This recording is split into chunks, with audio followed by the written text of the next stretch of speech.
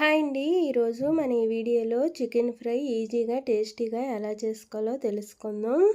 ఈ విధంగా చేసి చూడండి, చాలా బాగుంటుంది. అలాగే చల్లారిన తర్వాత కూడా పొడి పొడిగా అయిపోకుండా జ్యూసీగా చాలా టేస్టీగా ఉంటుంది. ఎవరైనా సరే సింపుల్గా చేసుకునే ప్రాసెస్లో చెప్పబోతున్నాను. దీనికోసం స్టవ్ పైన ఈ విధంగా కొంచెం మందంగా ఉండే ప్యాన్ పెట్టుకోవాలి. ప్యాన్ హీట్ అయిన తర్వాత ఆయిల్ వేసుకోవాలి. చికెన్ ఫ్రైకి ఆయిల్ అనేది కాస్త ఎక్కువగానే పడుతుంది. తర్వాత ఇందులోకి ఒక 3 మీడియం సైజ్ ఆనియన్స్ని ఈ విధంగా కట్ చేసుకొని వేసుకొని మూత పెట్టి ఆనియన్స్ని కలర్ చేంజ్ అయ్యే వరకు ఫ్రై చేసుకోవాలి.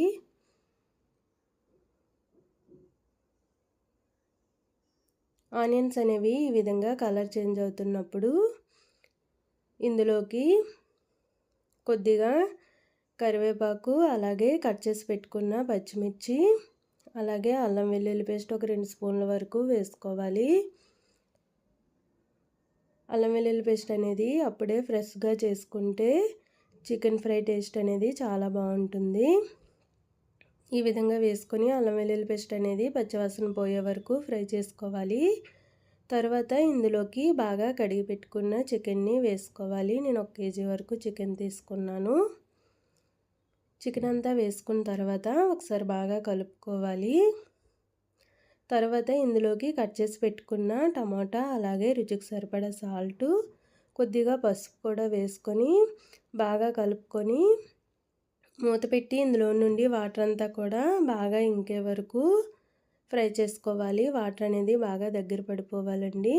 వాటర్ అనేది దగ్గర పడుతున్నప్పుడు ఇందులోకి రుచికి సరిపడా కారం, అలాగే 1 స్పూన్ వరకు ధనియాల పొడి, 1/2 స్పూన్ జీలకర్ర పొడి, అలాగే 1 స్పూన్ వరకు గరం మసాలా వేసుకోవాలి.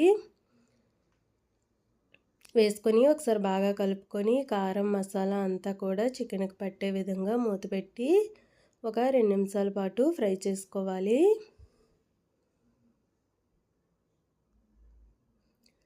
రెండు నిమిషాల తర్వాత చూడండి, కారం మసాలా అంతా కూడా బాగా కలిసింది కదా. ఇప్పుడు ఒకసారి బాగా కలుపుకొని మూత పెట్టకుండా మరో 3 నిమిషాల పాటు ఫ్రై చేసుకోవాలి.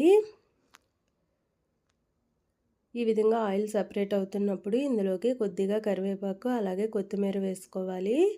కొత్తిమీర వేసుకొని ఒకసారి బాగా కలుపుకొని మరో 2 నిమిషాల పాటు ఫ్రై చేసుకోవాలి.